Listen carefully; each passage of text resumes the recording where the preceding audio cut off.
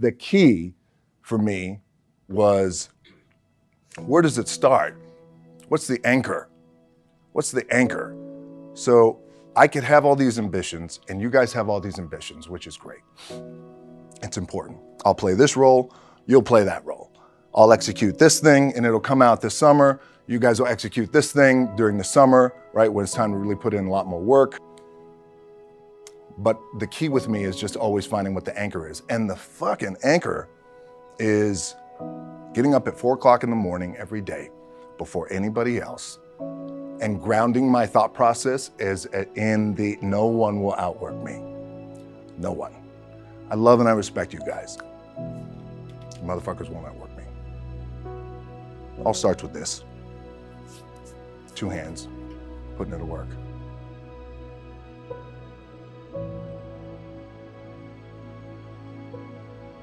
Let me just speak from the heart, speak from my gut, and really not have anything prepared, but just tell you what's worked for me. And maybe some of the stuff that's worked for me might work for you now, currently, presently, as you guys have your goals and ambitions, but then further on down the line, as you guys continue to live your life. The first thing I would just want to say is this idea and this notion that you could be anything you want, and you can accomplish anything you want, right? We hear that. You've heard that from the time you were little boys. You hear that now. You can win an NBA championship, MVP of the league. You could become president. You could become governor. You could be in entertainment. You could do Charles, and you could do Shaq. You could do that. You could do whatever you want to do. You guys know that. The thing that has worked for me is to remember the hard times. So, and I'm sure you guys all have your processes. And again, I'm going to tell you what's worked for me. So before a big movie comes out, before, back in the days when I was wrestling with WWE, a WrestleMania match, anything big that would happen, I would always take a moment and I'd just remind myself, all right, I was evicted when I was 14. We were kicked off the island. We couldn't live in Hawaii. Had no place to live. A lot of shit happened then when I moved to Nashville. I was arrested multiple times by the time I was 16 years old. I would remember that, and it allows me then to be present in the moment and understand, holy shit, the stuff I have around me right now, this is the shit that I dreamed of when I was a kid. I am here. I played for University of Miami, played for great teams. Warren Sapp, Ray Lewis, they were my teammates. They were balling. Warren Sapp was playing tight end that time.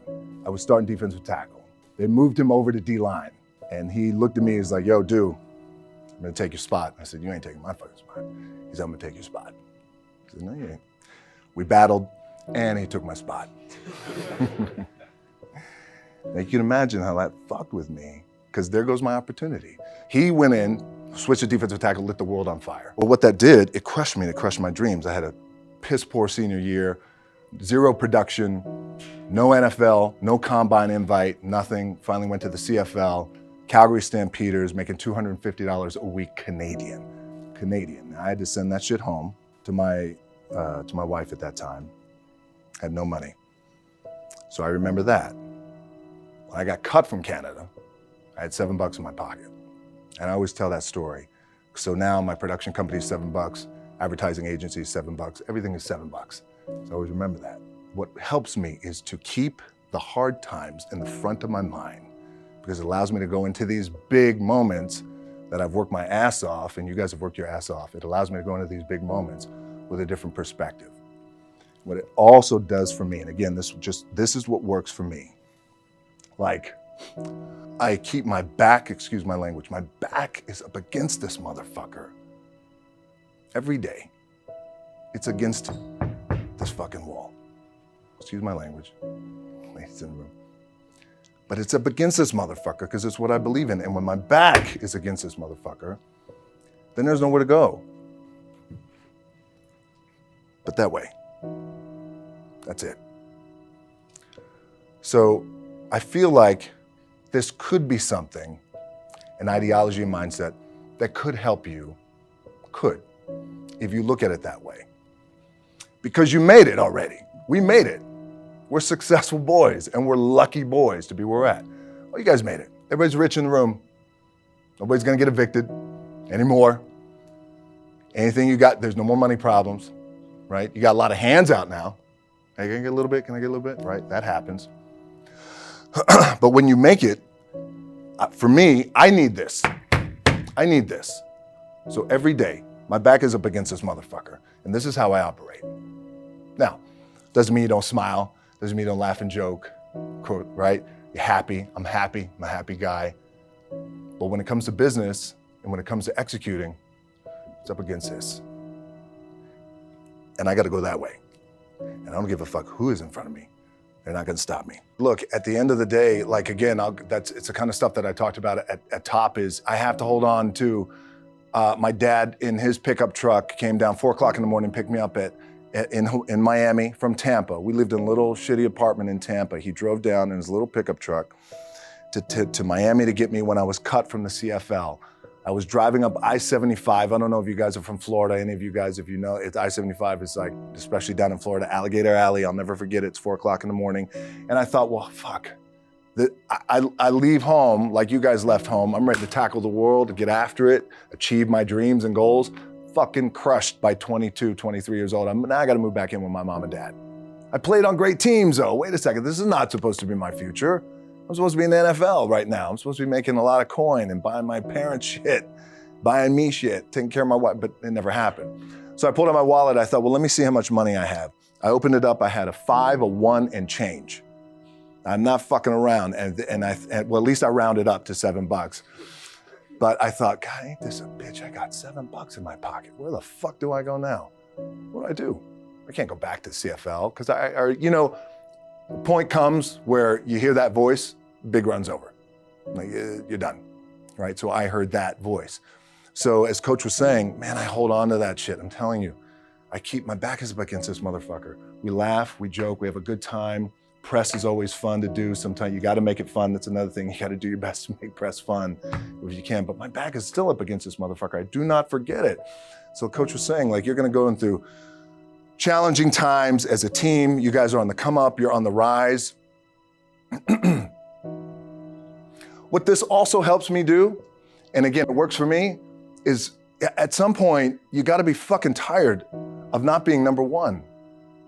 You have to be, and you gotta fucking play angry, and I play angry. Now, I'm cool and calm with my approach, and when I step out on my field, which is a set, or, like, there's some, and you're always gonna have haters, and haters are like, well, God damn, man, how many movies are you gonna make, or how much shit are you gonna do? Like, you do a lot of shit. I say, yes, it's my ambition.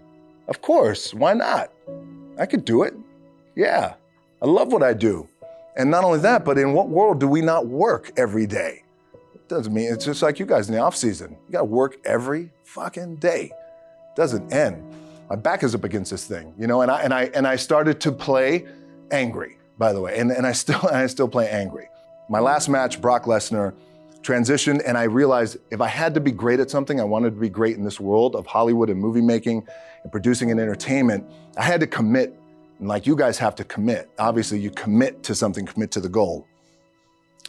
So I quietly retired. 2 years later, I thought, what the fuck did I do with my career? Because my movies were not doing well. I was written off. It was around 2006, 2007. I was like, God damn. I pulled a Jim Brown. I left when I was on top, like number one in the wrestling business, and I left. It was a ballsy, gutsy, some call it stupid move. But I had to commit and I had to follow what was in my gut. And at that time, I'll share this with you guys, and Will Smith is my boy. And I sat down at that time with the agency I was with. And they said, what do you want to accomplish? I said, I want to accomplish the world. I want the world, and I want Will Smith's career. And I said, and I mean this respectfully because I know he's here at this agency with us. I want to do it bigger and better. And they looked at me like I had 3 fucking heads, and they were like, okay. But I still stayed focused, and I still had still put in the hard work with my 2 hands, and that's it. And that's what it comes down to with you guys too. Look, I appreciate you guys giving me the time. I enjoyed this back and forth, rapping a little bit. But the one thing I do want to leave you with is, as you guys know, there's nothing you can't accomplish. You're gonna go on, you're gonna become world champions.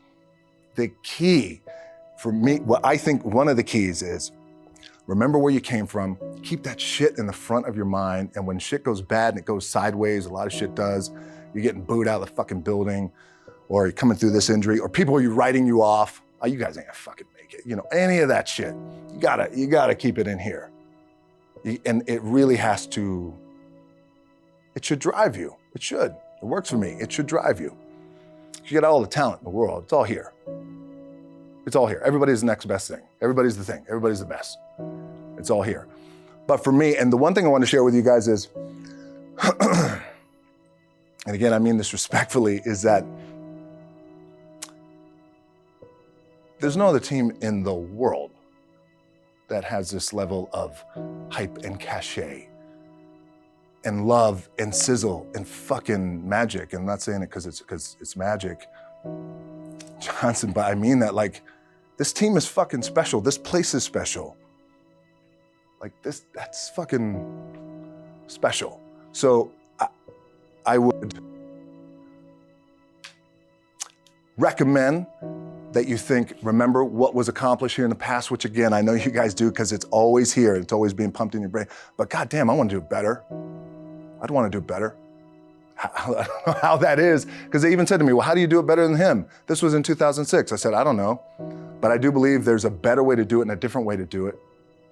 Maybe it's through social media, connectivity, global, I don't know. Let me understand the market, all that. And here I am, right? And then one day you guys are gonna be there too. So guys, thank you. Thank you boys so much. Appreciate it. Thank you.